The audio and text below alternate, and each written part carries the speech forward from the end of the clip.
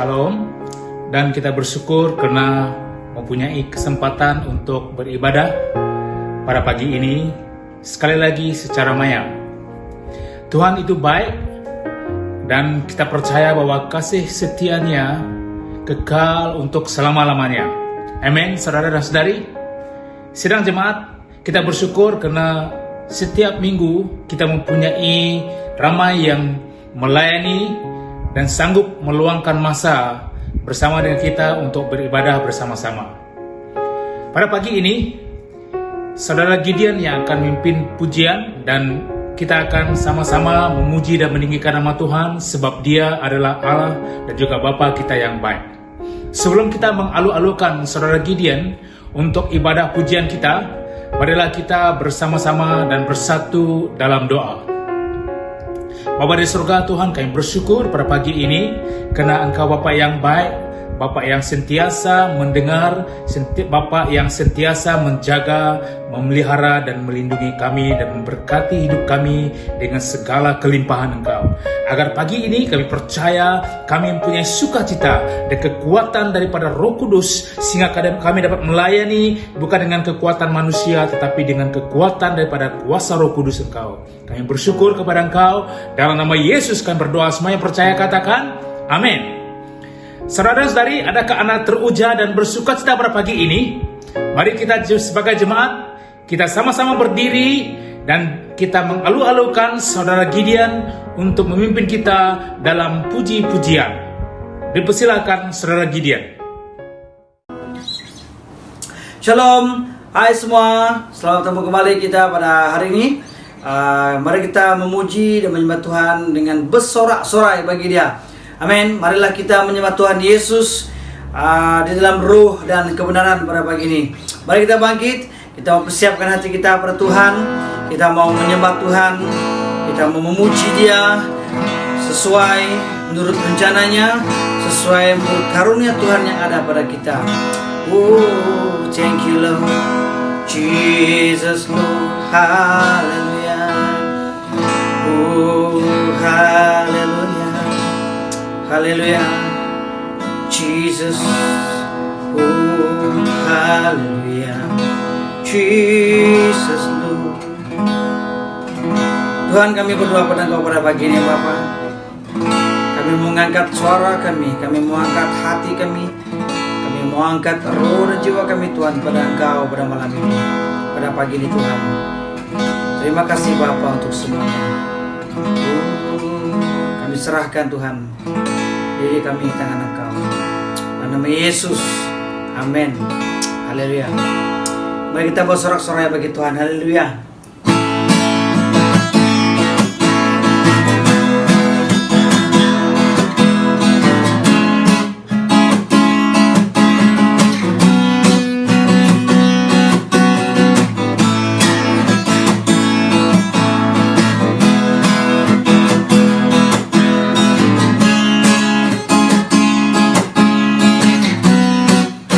Katakan, aku karang yang teguh, tak benteng dan perisaiku, yang menang kalahkan maut, penyelamat yang bangkit dan hidup. Haleluya.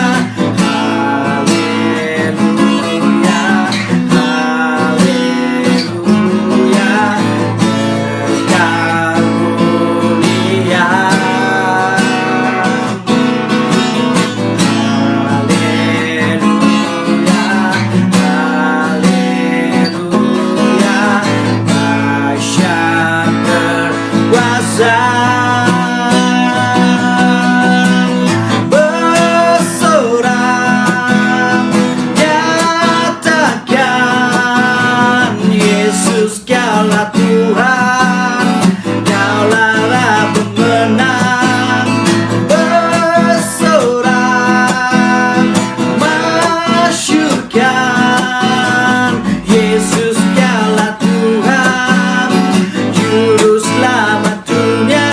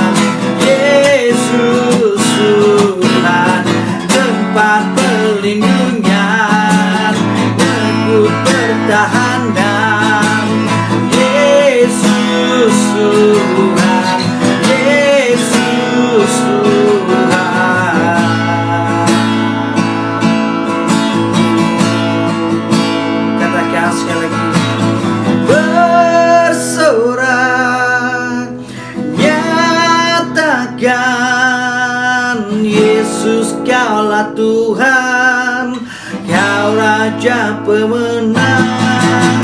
Bersorak masyurkan Yesus, Kaulah Tuhan, Juru Selamat dunia. Sekali lagi, bersorak nyatakan Yesus, Kaulah Tuhan, Kau Raja pemenang. Bersorak masyurkan Yesus, Kaulah Tuhan, Yesus, Kaulah Tuhan, Yesus, Kaulah Tuhan, Juru Selamat dunia.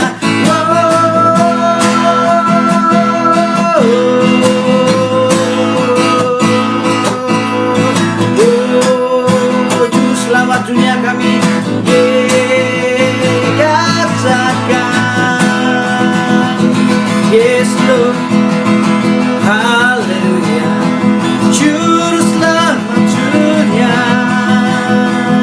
Kaulah Tuhan, Jesus Lord, haleluya. Jesus Lord. Kita siapkan hati kita untuk menyembah Tuhan. Seperti tadi itu pada pagi ini.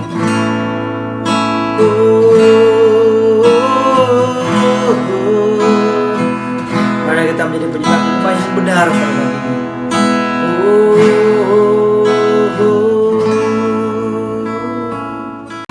Haleluya Tuhan. Izinkan kami Tuhan Bapa menjadi penyembah-penyembah-Mu yang benar pada pagi ini Tuhan.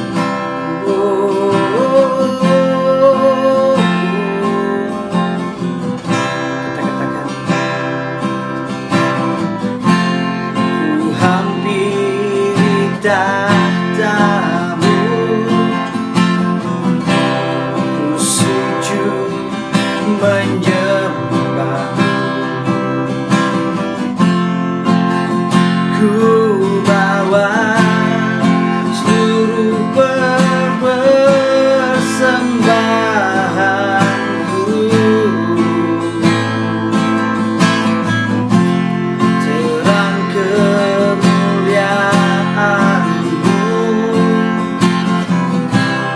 memenuhi hatiku.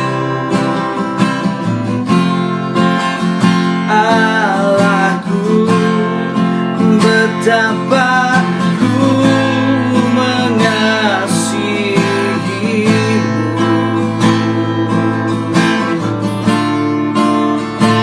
Inilah hidupku,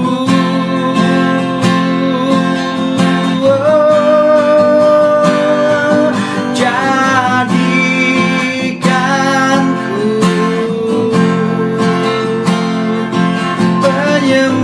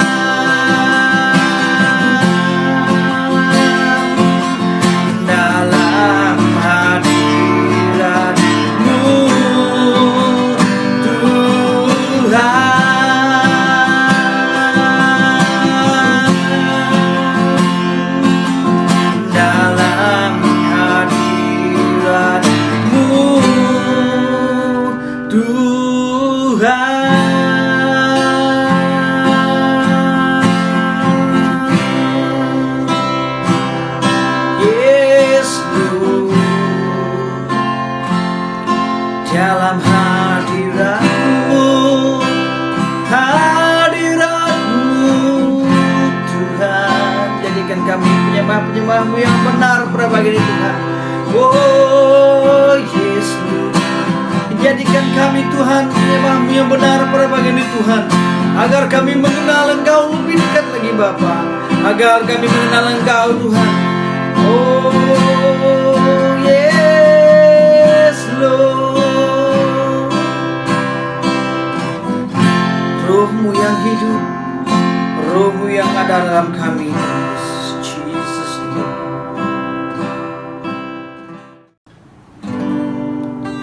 Yes Lord, Roh-Mu yang hidup Tuhan.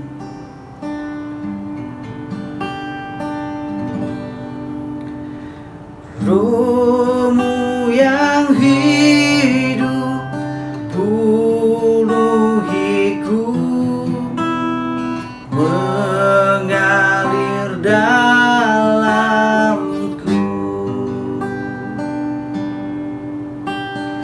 Jiwaku tenang bersamamu dalam naunganmu.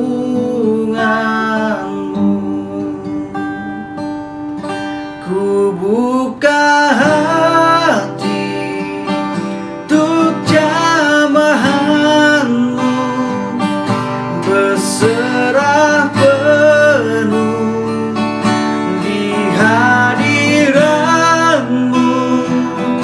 Kau ambil alih seluruh hidupku, di atalmu penyembahmu.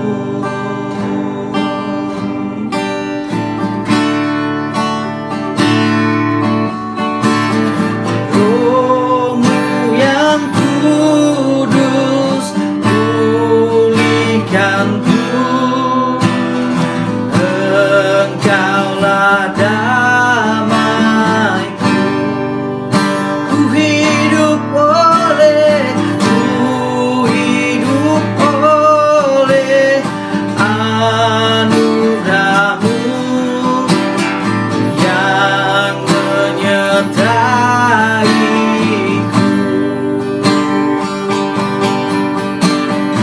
yang menyertai. Angkat suaramu pada Tuhan pada pagi ini. Ku buka hati untuk jamahanmu, berserah penuh di hadiratmu.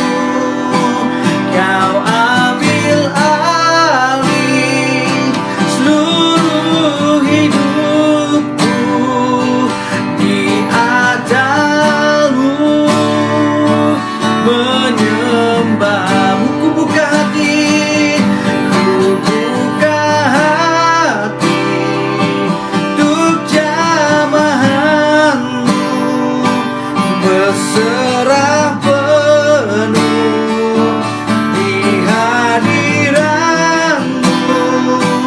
Kau ambil alih seluruh hidupku, di ajalmu menyembahmu. Jadikan lagu ini sebagai persiapan kita untuk mengambil penyembah suci pada pagi ini, sebagai persiapan kita untuk mendengar firman Tuhan pada pagi ini. Kita katakan, Roh-Mu yang hidup penuhiku, datang urapiku.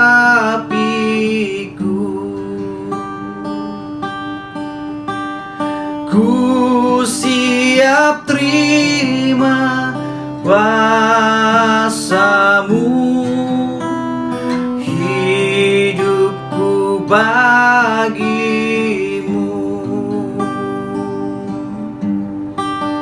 hidupku bagimu. Ku buka hati untuk jamahan-Mu, berserah penuh di hadirat-Mu. Kau ambil alih seluruh hidupku, di atas-Mu penyembah-Mu. Ku buka hati untuk jamahan-Mu, berserah penuh di hadirat-Mu. Kau ambil alih seluruh hidupku, di atas-Mu menyembah-Mu. Kau ambil alih seluruh hidupku, di atas-Mu penyembah-Mu, di atas-Mu menyembah-Mu,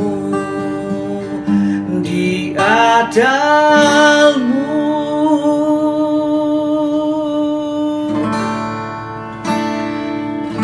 menyembah-Mu. Oh, yes Lord, Tuhan kami, Jesus Lord, haleluya. Menyembah Engkau Tuhan,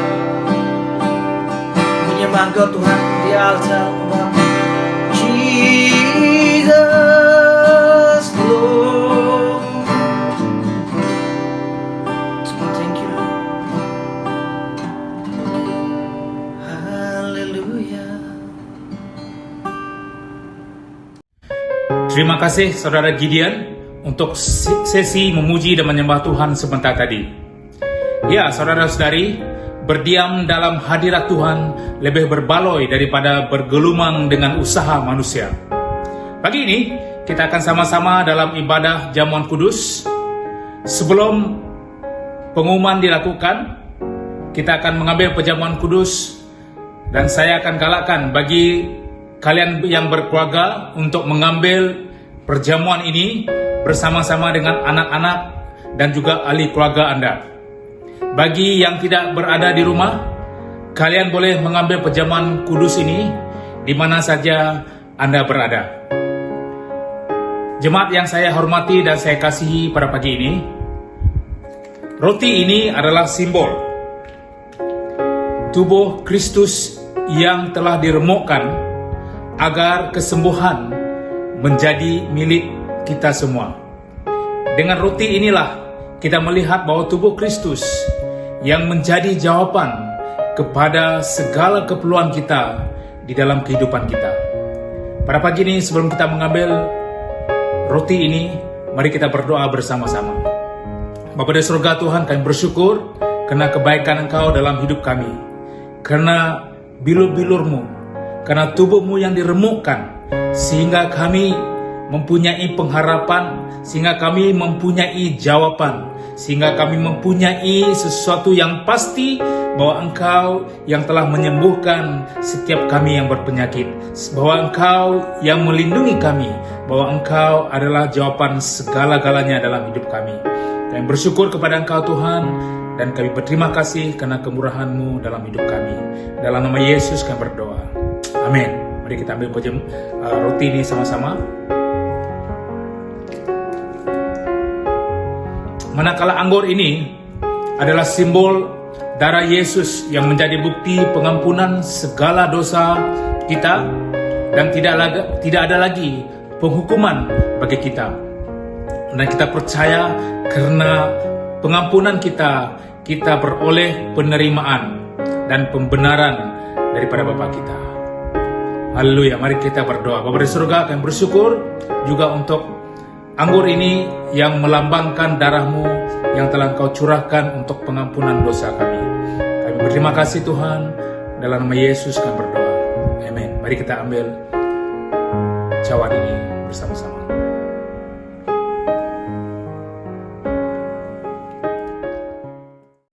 Jemaat Tuhan, kita bersyukur karena Tuhan itu baik bagi kita. Saya mengucapkan selamat datang bagi mereka yang pertama kali hadir beribadah bersama dengan kita di dalam talian dan di mana saja Anda berada. Dan saya percaya kalian pasti diberkati oleh Tuhan. Dan bagi kalian yang berada di tempat kerja, di rumah, dan di mana saja Anda berada, kami ingin berdoa agar kalian juga diberkati di dalam kehidupan kalian. Oke, saudara dan saudari, pengumuman pada pagi ini, dan terdapat beberapa pengumuman yang penting yang perlu diambil perhatian pada pagi ini, dan sebagai untuk kita ambil tindakan sama-sama. Oke, yang pertama, Excel Kids Online Meet akan berlangsung Ahad ini, yaitu 7 hari bulan Mac pada pukul 7.30 malam. Ini adalah merupakan pertemuan yang dinanti-nantikan oleh anak-anak kita. Justru saya galakkan agar setiap daripada orang tua, ibu bapa, siapa saja untuk menggalakkan anak-anak kita agar mereka saling berinteraksi semasa perjumpaan tersebut. Jangan lupa malam ini 7.30 yaitu pertemuan Excel Kids Online Meet. Yang kedua, Connect Group ataupun CG bagi Connect Group Riveria dan juga Puncak Borneo berjalan seperti biasa pada hari Jumat ini, dan perjumpaan akan bermula pada jam 8.30 malam. Jangan lepaskan peluang ini untuk saling mendorong, mempelajari firman Tuhan, dan saling mendoakan. Saya harap agar kalian mengambil peluang ini untuk bersama-sama beribadah di dalam Connect Group ini. Jumpa kalian dalam Connect Group pada Jumat ini. Pengumuman yang ketiga adalah kita ingin memberkati pelayanan-pelayanan, kita ingin memberkati visi dan misi gereja ini, dan kita percaya bahwa untuk melakukan pelayanan di luar, untuk melakukan pelayanan kepada tubuh Kristus, ia bukan percuma tapi memerlukan dana. Justru pada pagi ini kita akan memberi persembahan, sama ada pemberian khusus ataupun persembahan persepuluhan yang boleh dilakukan melalui transaksi ke akaun yang tertera di screen sekarang juga. Sebelum kita memberi, marilah kita berdoa bersama-sama. Bapa di surga Tuhan, Engkau berkati setiap tangan yang memberi. Biarlah tangan yang memberi adalah tangan yang hasilnya datang daripada hati yang bersuka cita. Kami percaya kami beri bukan kami berkelimpahan, tapi kami memberi karena kami sudah diberkati terlebih dahulu Tuhan Yesus. Kami berdoa agar setiap hati kami diberkati, agar kami memberi dengan penuh rasa bersuka cita karena Bapa kami adalah Bapa yang baik. Terima kasih Tuhan, dalam nama Yesus kami berdoa. Amin. Terima kasih dan kita bersyukur untuk pemberian kalian demi perkembangan pelayanan kita kepada golongan yang memerlukannya. Amin. Jemaat yang dikasihi, minggu lepas sepatutnya Pastor Huping yang membawa firman Tuhan, tetapi disebabkan hal yang tidak dapat dielakkan, maka Saudara Huston yang menggantikan beliau. Namun, selepas tamatnya tempoh kuarantin setelah balik daripada Kuala Lumpur, maka minggu ini kita akan dilayani dengan pelayanan firman Tuhan daripada Pastor Huping. Jemaat yang dikasihi, firman Tuhan adalah pelita bagi kaki kita dan terang bagi jalan-jalan kita. Marilah kita memberi fokus kita kepada firman Tuhan yang akan disampaikan. Justru itu kita memberikan alu-aluan dengan tepukan kepada Pastor Huping yang membawa firman Tuhan. Persilakan Pastor Huping. Shalom, apa kabar semua? Bertemu kita sekali lagi dalam siaran YouTube Kebaktian Mingguan Online EPK. saat saya sedang merakam khotbah ini, saya dan Nathaniel masih lagi dalam kuarantin wajib kami ya di hotel. Hari ini adalah hari ke-14 ya, tengok masih lagi pakai gelang. Esok kami akan discharge dari kuarantin kami. Kami bersyukur untuk 2 minggu yang sangat lumayan. Kami bersyukur untuk berkat Tuhan sepanjang 2 minggu ini, di mana semuanya disediakan untuk kami ya. Puji Tuhan untuk seperti kesaksian yang pernah saya kongsikan sebelum ini ya, bagaimana Tuhan begitu baik buka jalan sehingga kami tidak perlu bayar untuk kuarantin ini ya. Jadi ada penginapan percuma, makan minum ditanggung setiap hari, ada wifi yang bagus, ada meja untuk kerja, ada waktu untuk kami merenung, membaca, waktu untuk buat kerja dan tanpa banyak gangguannya. Tidak perlu fikir mau masak apa, mau makan apa, tidak perlu cuci apa-apa, Jadi ini 2 minggu yang saya boleh katakan pengalaman yang sungguh berharga lah ya, dan di mana saya juga ada waktu bersama dengan Nathaniel ya. Jadi esok kami akan pulang ke rumah. Jadi memang sangat menantikan waktu ini ya. Sudah mau boleh katakan 2 bulan ya, 2 bulan tidak berjumpa dengan Ian dan juga suami saya Huston ya. Ya pasti kami sangat merindui lah untuk bertemu kembali ya. Jadi kita masih lagi di dalam CMCO ya. Kita terus berdoa, kita berharap keadaan akan semakin pulih dan sehingga kita dapat buka lagi gereja kembali dan kita akan dapat bertemu sekali lagi ya seperti biasa. Hari ini saya bersyukur untuk kesempatan untuk membawa firman pada minggu hari ini, dan hari ini saya mau membawa satu firman tentang suatu pertukaran yang indah apabila kita bertemu dengan Yesus ya. Jadi tajuk firman saya pada hari ini adalah dari penolakan kepada penerimaan ya, dari penolakan kepada penerimaan. Nah, kita akan melihat suatu cerita di dalam Alkitab nanti tentang seorang wanita yang tersisih ya, yang terpinggir dan ditolak akhirnya mengalami suatu penerimaan ketika dia bertemu dengan Yesus. Dan akhirnya bagaimana penerimaan itu telah membawanya mengungsikan dengan orang-orang tentang apa yang terjadi kepadanya ya, sehingga ramai yang datang dan percaya kepada Yesus. Okay? Suatu pertukaran, suatu perubahan yang begitu luar biasa apabila mengalami penerimaan dari Tuhan kita Yesus Kristus ya. Saya percaya ramai di antara kita di sini yang sedang mendengar mungkin juga pasti sudah pernah mengalami perubahan ini ya, dimana mungkin sebelumnya kita pernah rasa ditolak, sebelumnya kita rasa tidak diterima, tapi sekarang kita sudah pun diterima di dalam kasih Kristus itu ya. Nah, saya mau bertanya kita satu soalan.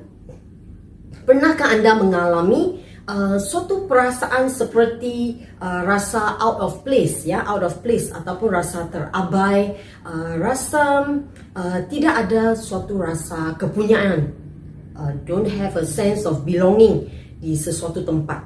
Pernah rasa seperti itu, di mana rasa I feel very out of place, rasa seperti saya tidak, I don't belong here, seperti itu. Nah, perasaan yang janggal ini sering kita rasai ketika kita di tempat yang baru. Okay? Contoh, kita pindah ke sekolah yang baru, ataupun kita pindah ke tempat kerja yang baru. Semuanya seperti kita rasa, semua orang sudah kenal sesama sendiri. Cuma saya seorang saja, orang baru di situ, dan kita akan rasa kurang selesa, rasa lain seperti itu ya. Saya masih ingat lagi waktu kami pindah ke Kuching 2 tahun lebih yang lalu, di mana Ned perlu masuk ke sekolah darjah 6, dan Ian masuk tadika umur 6 tahun. Dan perasaan dia begitu, especially untuk Nathaniel ya, dia begitu rasa nervous, takut, kerana dia pindah ke sekolah baru sudah darjah 6, di mana semua orang sudah saling kenal antara satu sama lain. Dia satu-satunya budak yang baru di situ, ya. Jadi saya boleh faham perasaan itu, di mana kita rasa wah, I feel very rasa lain seperti itu, ya. Saya juga pernah mengalami dulu waktu di sekolah. Saya percaya pasti ramai pernah lalui seperti ini, di mana kadang-kadang kita salah lihat jadual. Kita ingat hari itu ada pendidikan jasmani, jadi salah lihat jadual, akhirnya kita datang ke sekolah dengan baju PJ, baju PJ. Tapi hari itu actually tak ada, dan semua orang pakai pakaian seragam. Di dalam kelas itu kamu antara satu-satunya orang yang pakai baju PJ, dan kamu rasa wah, rasa so janggal antara semua orang, ya, anda yang paling lain. Ataupun mungkin ada yang pernah ada pengalaman pergi ke satu majlis, yang mungkin sepatutnya majlis rasmi, pakaian formal, tapi anda mungkin pakai baju yang casual seperti itu. Wah, rasa wah, kenapa saya silap pakaian. Ataupun mungkin itu parti yang biasa tapi anda pakai terlalu formal, ya. Jadi you are out of the place, you feel so different, ya. Saya ingat lagi waktu saya masih kecil, ya, saya pernah mengalami perasaan seperti itu, ya, kerana ibu saya seorang tukang jahit, tukang jahit. Jadi baju kami, pakaian yang cantik-cantik itu semua kalau mau pergi luar, itu biasanya dijahit oleh mak saya. Jadi saya ada banyak dress, dress yang cantik-cantik, semuanya dijahit. Tapi kadang-kadang saya rasa malu untuk pakai baju yang cantik itu, kerana ibu saya suka beli kain yang katun-katun, kain yang seperti, bagi saya rasa childish. Ya, saya pernah pergi parti kawan masa itu, masih sekolah rendah lagi, pergi ke parti kawan, dan kawan yang lain semua pakai, orang mereka mungkin lebih mewah, ya, ada pakai ya mungkin seluar jeans, pakai dia skirt yang cantik yang dibeli. Tapi saya satu orangnya antara pakai dress cantik tapi katun-katun seperti itu. Waktu itu baru, tapi mungkin ada orang rasa bangga, ya. Tapi saya tidak tahu mengapa saya rasa ada sedikit rasa malu seperti itu, ya, kerana pakaian saya dijahit. Saya rasakan seperti kenapa saya tidak mampu seperti yang lain. Ada perasaan seperti itu, ya. Jadi itu waktu kecil mungkin kerana kami ramai adik-beradik, jadi tidak mampu untuk ibu bapa saya untuk setiap kali beli baju baru seperti itu. Jadi biasanya mak saya dia akan jahit baju untuk kami. Mungkin itu adalah sesuatu bagi setengah orang itu kebanggaan, tapi pada waktu itu bagi saya adalah rasa malu, dan bila pergi rasa kenapa saya saja pakai baju yang kebudak-budakan seperti itu. Jadi perkara seperti itu kadang-kadang kita biasa alami, terutama ketika mungkin kita masih anak kecil ataupun ketika kita remaja, ya, di mana pikiran kita belum lagi matang sangat, dan perkara-perkara itu, benda-benda seperti itu akan mempengaruhi kita, membuatkan kita rasa I want to have a sense of belonging. Saya mau seperti orang lain, saya tidak mau menjadi berlainan, ya. Nah, ini adalah perkara fizikal, contoh tentang pakaian. Tapi bagaimana pula jika ia adalah bukan tentang fizikal, bukan luaran, tetapi sesuatu yang melibatkan latar belakang ataupun keadaan situasi keluarga kita, ya. Contohnya mungkin anda bukan seorang yang mungkin keluarga latar belakangnya miskin, ya. Jadi mungkin tidak mempunyai banyak benda-benda material, di mana kita rasa bila saya dengan kawan-kawan saya, mereka ada gadget, ada benda ini, ada benda itu, tetapi saya tidak ada, ya. Jadi perkara seperti ini mungkin kamu rasa I feel so out of place, saya rasa lain. Ataupun mungkin latar belakang di mana ibu bapa anda bercerai, ya, atau anda seorang anak angkat ataupun anak yatim seperti itu, ataupun mungkin ada adik-beradik yang kurang upaya. Yang perkara-perkara seperti itu, ini adalah sesuatu yang kita tidak boleh ubah, ya, tentang keadaan keluarga kita, tentang situasi latar belakang kita.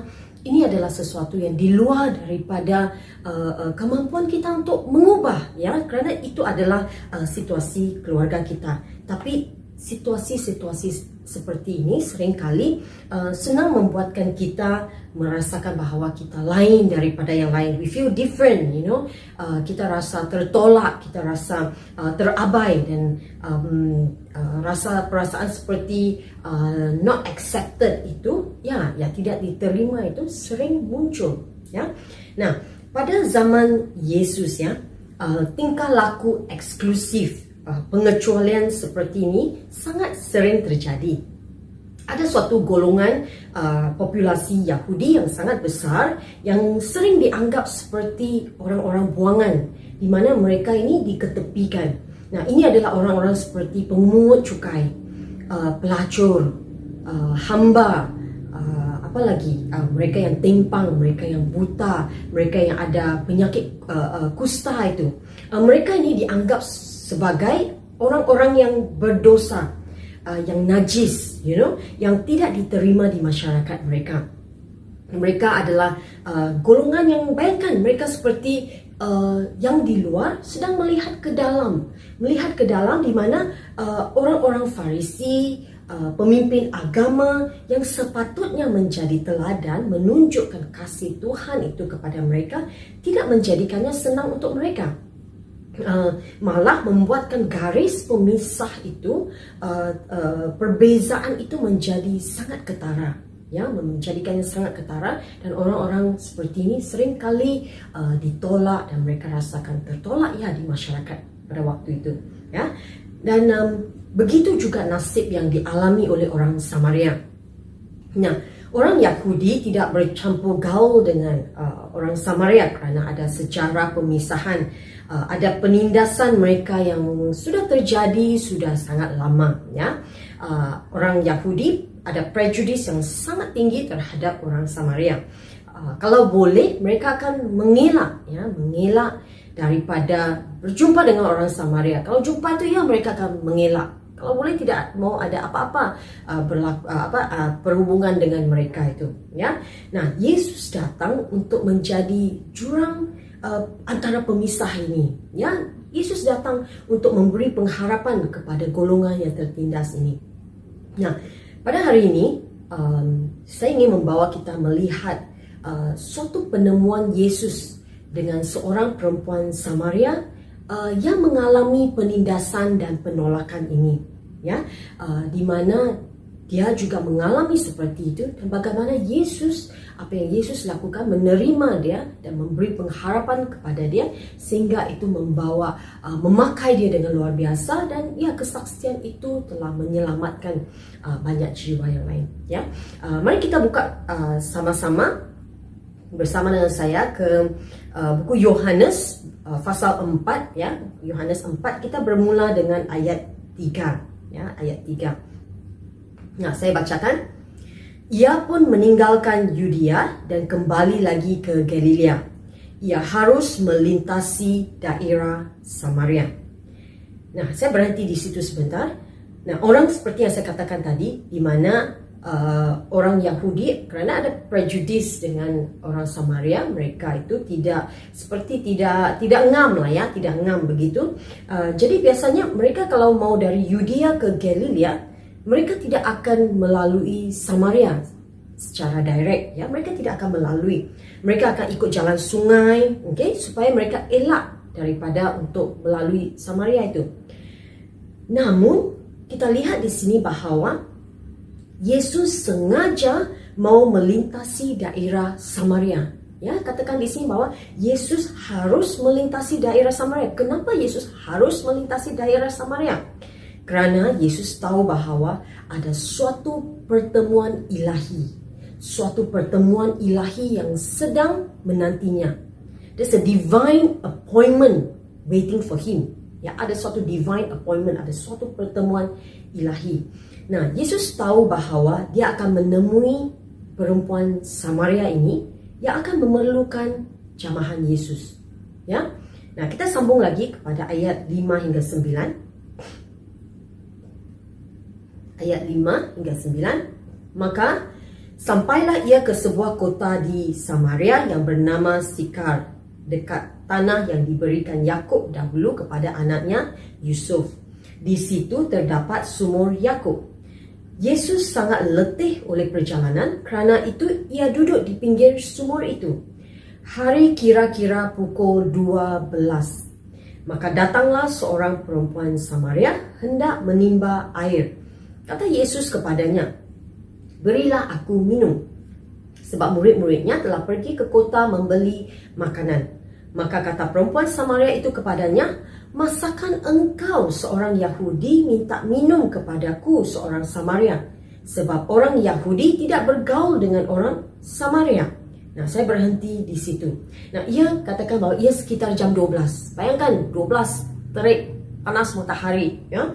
Ketika Yesus mau berhenti dan Yesus mau rehat sebentar, ya, kerana perjalanan yang jauh, jadi Yesus berhenti dan rehat sebentar. Dan tidak lama kemudian ada seorang perempuan Samaria ini, ya, dia datang sendiri mengambil air. Bayangkan, nah, kenyataan mengatakan bahawa dia datang sendiri adalah sesuatu yang kita perlu ambil perhatian. Nah, bayangkan terik matahari, panas 12 tengah hari. Siapa yang akan pergi sumur ambil air di waktu tengah hari jam 12 yang tengah panas terik itu? Dan bukan itu sahaja, dia katakan bahawa dia datang sendiri. Nah, para wanita pada zaman itu biasanya mereka kalau mau datang ambil air itu, mereka akan datang dalam kelompok yang besar, in a group. Ya, mereka akan datang, wah, bayangkanlah di kampung, okay, ya, mereka ambil timba, ya, ramai-ramai mereka sama-sama mereka pergi ambil air pagi-pagi, ya. Biasanya pasti mereka akan keluar pada waktu pagi kerana tidak panas, ya. Tetapi perempuan ini datang di waktu tengah hari, di waktu panas terik. Nah, ini menunjukkan bahawa dia sengaja pilih suatu masa di mana tidak ada orang, sebab dia tahu siapalah yang akan keluar untuk ambil air di waktu tengah hari, pasti tidak ada, kan. Jadi dia tahu bahawa pada waktu itu tidak ada orang. Jadi dia mau mengelak daripada jumpa orang. Kenapa? Kenapa dia mau mengelak daripada jumpa orang? Kenapa dia tidak bersama dengan wanita lain? Kenapa dia pergi sendiri? Ya.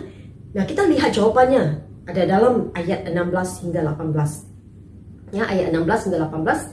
Kata Yesus kepadanya, "Pergilah, panggillah suamimu dan datang ke sini." Kata perempuan itu, "Aku tidak mempunyai suami."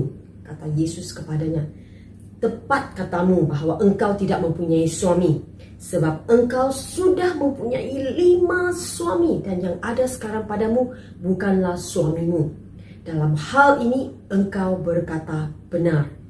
Wow. Dalam ayat 16 hingga 18 ini, ya, Yesus menampakkan bahawa perempuan ini dia tidak ada reputasi yang baik. Latar belakang dia tidak baik. Ya, bayangkan dia kahwin 5 kali dan sedang tinggal dengan seorang lelaki yang bukan suaminya. Tidak heranlah, ya, perempuan ini dia mau mengelak daripada orang lain. Kerana pasti dia akan jadi buah mulut orang-orang di kampung, orang-orang, ya, di sekeliling dia. Bayangkan, dia keluar, pagi-pagi dia keluar, dia mau ambil air bersama dengan perempuan. Oh, orang nampak dia saja, wah, orang mula cakap. Oh, mengumpat pasal dia. Dia ni, pasti mereka mungkin perli dia, ya. Kerana hidup dia mungkin pasti, ya, tidak senonoh lah bagi mereka. Ya, tinggal dengan orang yang bukan suami, latar belakang dia, kahwin 5 kali. Ya, seperti mungkin apa yang dia sedang cari sesuatu. Ya, kenapa dia kahwin sampai 5 kali? Ya, jadi apa yang orang lihat kepada perempuan ini adalah ketidakberhargaan dia itu.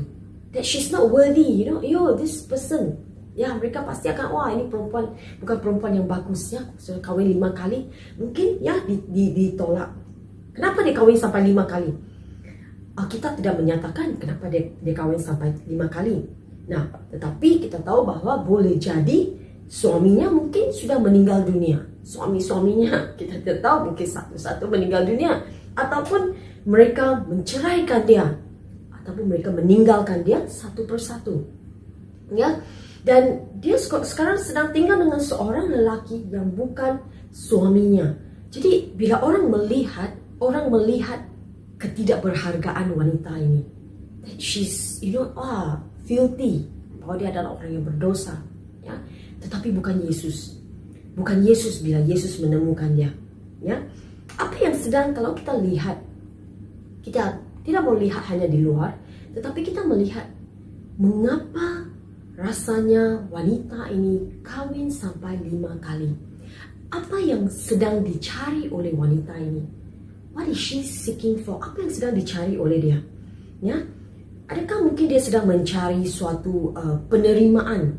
Dia mau diterima. Mungkin dia ada rasa tertolak pasti kalau suaminya meninggal, ataupun suami dia ceraikan dia, atau suami dia tinggalkan dia.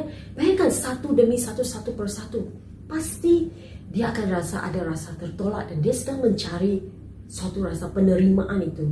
Itu sebabnya dia kawin lagi, dan tidak berhasil. Dan pastinya dia akan rasa sunyi. Dia akan rasa mungkin kesepian. Dia mungkin merasakan suatu kekosongan yang dia pikirkan, kalau ini tidak menjadi, kawin lagi. Ini tidak menjadi, kawin lagi. Dia mencari kekosongan yang dia rasakan, dia pikirkan itu akan dipenuhi oleh seorang manusia. Namun satu demi satu dia dikecewakan, dan mulai dikecewakan, dan terus dikecewakan. Bayangkan perasaan wanita itu. Satu persatu dia dikecewakan. Dia belum lagi menemukan sesuatu di mana kepuasan yang dia perlu alami itu. Ya, pasti dia rasa tertolak. Ya, kenapa tidak menjadi? Kenapa mungkin yang kawin dengan dia selama ini, sebelum ini, ya mungkin mereka mengambil kesempatan atasnya. Saya tidak tahu mengapa mereka menceraikan dia. Ya, kita tidak tahu di sini kenapa dia cerai, ataupun maupun dia ditinggalkan. Ya, kita tidak tahu. Tapi pasti, sesuatu yang pasti adalah dia rasa tertolak. Dan apalagi ditambahkan lagi dengan gosip, dengan umpatan orang-orang di sekeliling dia. Ya, tidak ada support. Pasti dia rasa terpinggir, dia rasa tidak diterima, sehingga kan dia tidak mau bercampur gaul dengan orang lain lagi. Dia mengelak daripada orang. Ya, mungkin ada di antara kita yang sedang mendengar ini, saat kita membaca, kita merenungkan cerita perempuan Samaria ini. Mungkin ada di antara kita yang sedang mengalami situasi seperti ini. Mungkin ada situasi yang Anda sedang lalui, keadaan Anda sekarang membuatkan Anda rasa tertolak. Mungkin ada rasa seperti ada suatu kekosongan yang Anda sedang alami. Tetapi seperti Yesus di dalam cerita ini, kita lihat bahwa Yesus sengaja mau melalui Samaria. Dia duduk dan dia tunggu untuk bertemu dengan perempuan Samaria ini. Walaupun orang Yahudi tidak bergaul, tetapi itu tidak menjadi masalah bagi Yesus. Yesus tidak peduli. Yesus mau datang dan Yesus mau memakai dia. Malah bayangkan, Yesus minta air daripada dia. Yesus tidak lihat latar belakang dia. Yesus tahu latar belakang dia. Namun Yesus tetap mau memakai dia, meminta air minum daripada dia. Ya, jadi dalam situasi apapun yang Anda sedang alami, apapun latar belakang, keadaan keluargamu, keadaan sejarah silammu, tahu bahwa Yesus mau bertemu Anda dalam situasi Anda. Dalam apa yang Anda sedang lalui itu, Yesus mau bertemu Anda dalam keadaan, dalam situasi Anda di situ. Bukan mau menghakimi Anda, bukan mau menghukum, tidak prejudis, tetapi Yesus mau membawa kemenangan, membawa terobosan, membawa suatu pengharapan kepada Anda. Tak kira apa kisah silam hidupmu, Yesus boleh pakai Anda. Ya, kisah silam dia tidak berubah, situasi dia masih belum berubah. Bolehkah dia padam situasi dia yang dia pernah kawin 5 kali? Tidak boleh. Itu adalah kisah silam dia. Situasi dia belum berubah. Dia masih lagi tinggal dengan seorang lelaki yang bukan suami dia. Tetapi cara pandang dia berubah, karena dia tahu siapa bersama dengan dia bila dia mengalami Yesus itu. Ya, semua orang ada kisah silam. Saya juga punya ada kisah silam. Perkara-perkara yang saya lakukan waktu saya seorang remaja, ya, bagaimana saya memberontak, perhubungan-perhubungan yang tidak sepatutnya saya ada, tetapi Tuhan tetap memakai saya. Tidak pernah saya bayangkan bahwa ya satu hari saya akan melayani Tuhan di gereja, bahwa saya akan diterima. Karena kalau saya melihat kepada kekurangan saya, ya saya tidak layak. Tapi apabila saya melihat kepada Yesus, bahwa Dia menerima saya, Dia tidak menghakimi saya, Dia tidak menghukum saya. Di situ saya menerima keyakinan saya, dan saya menerima suatu kepenuhan, kekosongan saya. Semua yang saya alami itu dipenuhi hanya oleh Tuhan Yesus. Amin. Nah, kita lihat bahwa bagaimana Yesus menerima dia dalam situasi dia. Dan kita melihat kepada jawaban Yesus kepada perempuan ini apabila dia menanyakan Yesus dalam ayat 9. Bagaimana Yesus seorang Yahudi boleh meminta air daripadanya seorang Samaria. Ya, kita lihat jawaban Yesus. Nah, dalam ayat 10, ayat 13 dan 14 ya. Nah, jawab Yesus kepadanya. Ayat 10, jikalau engkau tahu tentang karunia Allah dan siapakah dia yang berkata kepadamu, berilah aku minum. Nescaya engkau telah meminta kepadanya dan ia telah memberikan kepadamu air hidup. Jawab Yesus kepadanya, barang siapa minum air ini, ia akan haus lagi. Tetapi barang siapa minum air yang akan kuberikan kepadanya, ia tidak akan haus untuk selama-lamanya. Sebaliknya, air yang akan kuberikan kepadanya akan menjadi mata air di dalam dirinya yang terus-menerus memancar sampai kepada hidup yang kekal. Wow, amen. Amen. Begitu luar biasa jawaban Yesus kepadanya. Kalau kita melihat kepada konteks dalam buku Yohanes ya, air itu memainkan suatu peranan yang sangat penting dalam waktu itu ya. Dalam waktu itu seperti dalam cerita kita lihat mukjizat perkawinan di Kana ya, di mana Yesus menukar ya air itu kepada air anggur, dan perbualan Yesus dengan Nikodemus dalam pasal sebelumnya ya, di tempat di mana kemarau sering terjadi. Air itu merupakan suatu pemberian yang sangat berharga dari surgawi. Jadi bila Yesus berkata, memakai kata seperti air kehidupan, air itu adalah sesuatu yang orang perempuan Samaria itu boleh memahami, dia boleh relate dengan apa yang Yesus katakan, karena air itu ya sesuatu yang berharga di waktu itu bagi mereka. Ya, di sini Yesus datang dengan pemberian yang lebih besar lagi. Yesus tidak berkata tentang air fisikal, tetapi di mana mata air rohani itu boleh membawa kepada kehidupan yang akan mengalir ke dalam kekekalan. Yesus memanggilnya air kehidupan, suatu pemulihan jiwa melalui iman.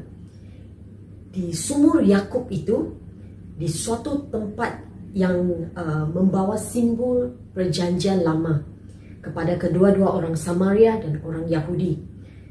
Suatu perjanjian yang baru telah diproklamasikan oleh Yesus, di mana Yesus bicara tentang air kehidupan yang akan menjadi mata air di dalam dirinya. Yesus berbicara tentang penyembahan yang benar, di mana orang tidak lagi menyembah di gunung ini atau di tempat ini, tapi kita akan menyembah dalam roh dan kebenaran. Jadi perjanjian baru itu di waktu di sumur itu diproklamasikan oleh Yesus. Dan seperti Nikodemus, perempuan ini sedang mencari apa yang Yesus sedang tawarkan untuk dia. Dia terpegun dengan kata-kata Yesus. Yesus menyungkapkan rahasia yang tergelap dalam hidup dia. Bayangkan, dia pertama kali dia berjumpa dengan Yesus, dan tiba-tiba Yesus, wow, katakan apa yang hidden ya, apa yang ya dirasa itu adalah satu rahasia, tetapi Yesus menyatakan rahasia yang tergelap. Bukan saja Yesus menyatakan bukan dengan rasa mau menghakimi atau menolak dia ya. Namun tapi dalam Yesus menyatakan itu, Yesus masih menawarkan suatu pemberian kepadanya. Wow, bayangkan perasaan perempuan itu, di mana seringkali orang cakap tentang ya situasi dia, tetapi apa yang orang katakan mengumpat dan tidak ada memberikan suatu penyelesaian kepadanya. Tetapi Yesus memberikan suatu pemberian yang sangat berharga kepada dia. Rasa tertolak itu telah diganti dengan rasa penerimaan. Dan sekarang ditawarkan apa yang dia perlukan untuk mengisi kekosongan dia itu. Nah, dia meminta Yesus untuk memberikan air ini kepadanya. Karena air yang dia perlukan dan dia sangat rindukan. Karena dia tidak mau merasakan kosong lagi. Saya percaya ya kalau seseorang dia mencari satu demi satu perhubungan, satu demi satu, pasti ya rasa kekosongan, rasa tertolak itu ada. Tetapi pada saat dia ada perbualan itu dengan Yesus, wow, dia rasakan Yesus menerimanya. Mungkin dia tidak tangkap sepenuhnya, mungkin dia belum lagi memahami sepenuhnya apa yang Yesus sedang katakan, tapi dia sedia untuk menerimanya. Dia ada iman dalam Yesus dan dia mempercayainya. Dan dia tiba-tiba sadar bahwa dia sedang berada dalam hadirat Mesias, Sang Juru Selamat yang dinanti-nantikan. Dan perempuan ini yang berjalan keseorangan sekian lama, yang selama ini dia mengelak dari orang, dan sekarang dia menerima Yesus sebagai Juru Selamatnya. Begitu luar biasa.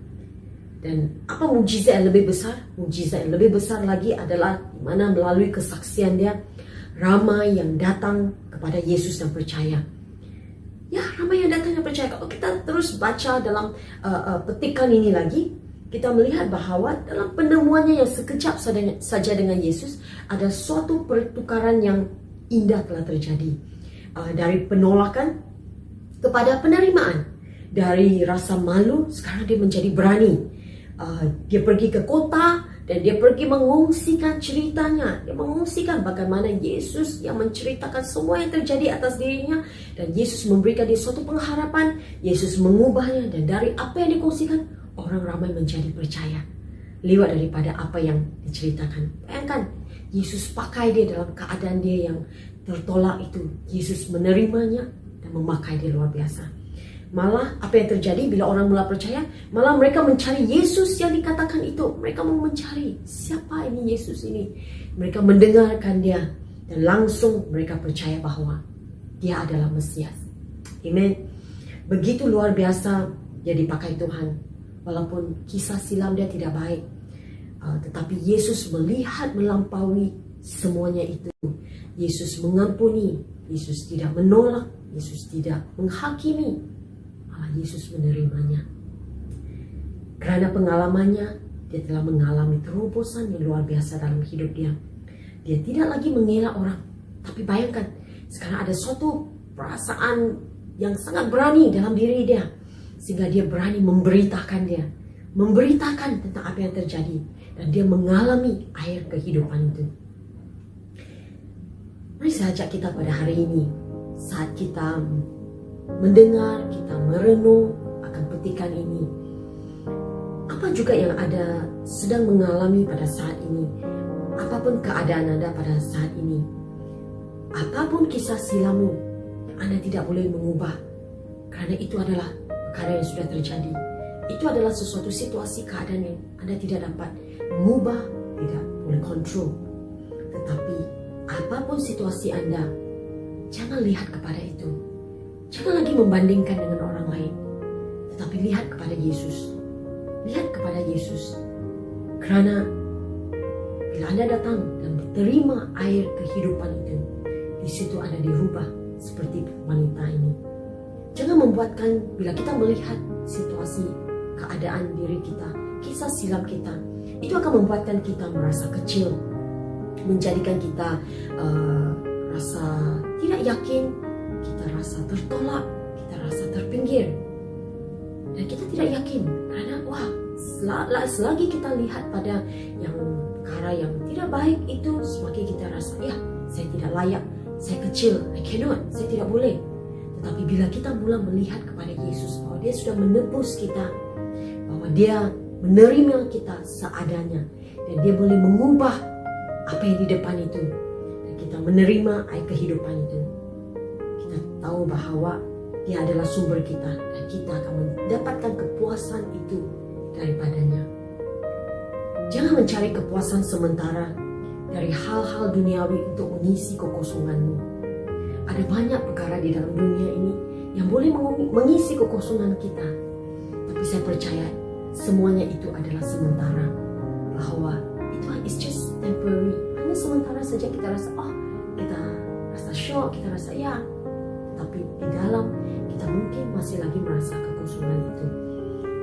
Dan kita tahu bahwa kekosongan itu hanya dapat dipenuhi oleh satu orang saja.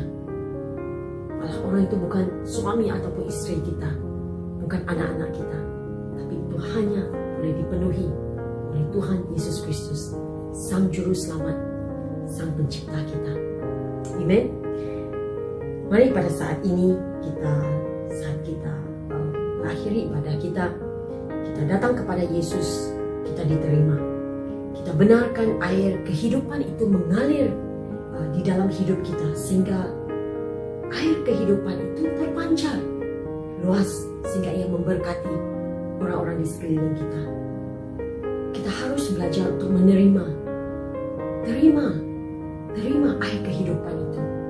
Terima the fountain of the living water. Kita perlu belajar untuk menerima kasih karunia Tuhan itu, bahwa bukan apa yang kita lakukan, bukan apa yang kita ada, tapi siapa yang kita ada di dalam Kristus. Amen. Mari kita sama-sama kita kongsikan kepada orang lain apa yang Yesus telah lakukan dalam hidup kita. Dan kita seperti wanita ini, bila dia mengalami, dia mulai mengungsikan dan dia mulai memberitakan, dan kesaksian dia itu ada kuasa yang luar biasa untuk membawa dampak yang besar dalam kehidupan orang-orang di sekelilingnya, sehingga ramai yang datang menerima Yesus. Jadi mari kita pada saat ini, kalau ada di antara kita yang mungkin rasa tertolak, mungkin kita rasa tidak diterima, mungkin dalam keluarga ataupun dalam masyarakat, di mana saja kita berada, saya ajak kita untuk melihat biar mata kita tetap tertuju kepada Yesus, karena dialah sang pengharapan kita. Dia menerima kita seadanya, dan dia memberikan kita sumber air kehidupan itu. Dan bila kita menerima itu, air kehidupan itu memancar sehingga ia memberkati, sehingga itu menjadi kesaksian yang luar biasa bagi orang-orang di sekeliling kita. Amin. Amin. Mari saya ajak kita tutup dalam doa. Saya doakan untuk kita semua. Haleluya Yesus. Thank you Lord. Bapa kami di surga, Tuhan, kami mengucap syukur untuk firman-Mu yang Engkau sampaikan pada hari ini untuk buat kami, Tuhan. Bapa, terima kasih Bapa Tuhan, karena seperti perempuan Samaria ini ya Bapa Tuhan, di mana Bapa dia pernah mengalami, karena apa yang dia alami, dia mungkin mengalami suatu penolakan dalam hidup dia, mungkin dia mengalami Tuhan suatu rasa kekosongan di dalam hidup dia. Bapa, pada saat ini kami yang mengalami perasaan seperti itu, kami yang mengalami penolakan seperti itu, Bapa, biar kami diterima, dipulihkan di dalam Engkau.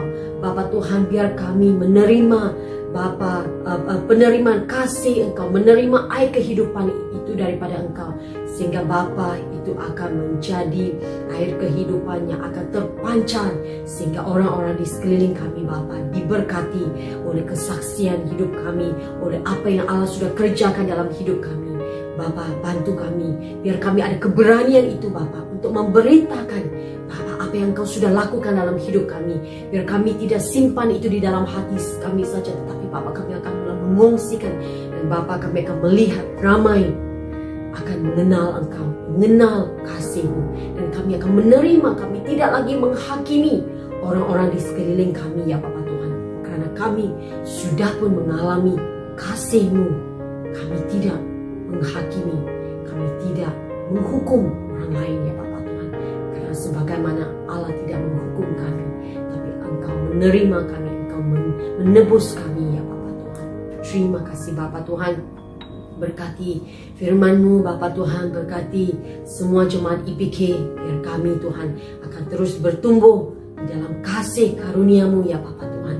Pakai kami luar biasa untuk memberitakan ya Bapa Tuhan Injil-Mu, kasih-Mu, air kehidupan ini buat orang-orang di sekeliling kami, buat orang yang memerlukan untuk mendengar ya Bapa Tuhan. Terima kasih Bapa, kami serahkan dalam tangan-Mu, dalam nama Tuhan Yesus Kristus kami berdoa.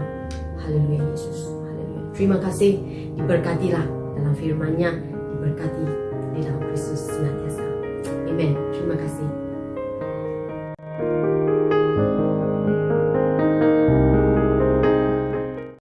Wow, terima kasih Pastor Huping untuk firman Tuhan yang sungguh menyegarkan sebentar tadi. Rupa-rupanya Korintinnya tidak sia-sia karena dia telah mempelajari firman Tuhan dan menyiapkan khotbahnya pada pagi ini. Kita percaya semua kita diberkati dengan firman Tuhan yang disampaikan sebentar tadi. Saya percaya bahwa kita sudah diberkati dan sudah dilayani oleh firman Tuhan yang sudah disampaikan oleh Pastor Huping sebentar tadi. Sidang jemaat yang dikasihi sekalian, sudah sampai ke penghujung ibadah kita pada pagi ini.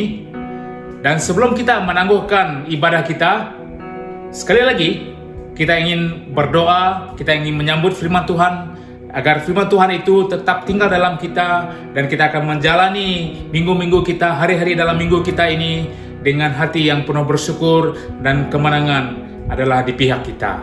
Amin. Mari kita berdoa. Bapa di surga, kami bersyukur bahwa kemenangan adalah bagi pihak kami. Kemenangan sudah diberikan kepada kami, kekuatan sudah diberikan kepada kami, kesembuhan sudah diberikan kepada kami, berkat sudah diberikan kepada kami, bukan karena kebaikan kami, tetapi karena Yesus Kristus yang sudah tinggal dalam kami. Roh Kudus-Nya sudah tinggal dalam kami. Justru kami percaya apabila Roh Kudus tinggal dalam kami, apalagi yang akan menghalang kami untuk menerima berkat dan kemurahan kasih-Mu dalam hidup kami. Agar kesejahteraan dan kekuatan Allah yang menyertai kami, dan kami percaya apa yang kami lakukan akan pasti berhasil. Apa yang kami kerjakan dengan tangan kami pasti kami akan melihat segala berkat Engkau dalam hidup kami. Terima kasih, anak-anak kami diberkati, keluarga kami diberkati, kehidupan pribadi kami diberkati, dan segalanya juga diberkati dalam hidup kami Tuhan. Terpuji nama-Mu Yesus, dalam nama Yesus kami berdoa. Amin. Haleluya. Dan kita percaya kita akan berjumpa pada minggu-minggu yang akan datang di dalam ibadah kita, dan saya doakan agar kiranya kemurahan Allah Bapa, Allah Anak, dan Roh Kudus menyertai kalian di mana saja Anda berada. Terima kasih karena telah menyertai ibadah kita pada pagi ini, dan Tuhan Yesus menyertai saudara dan saudari. Amin.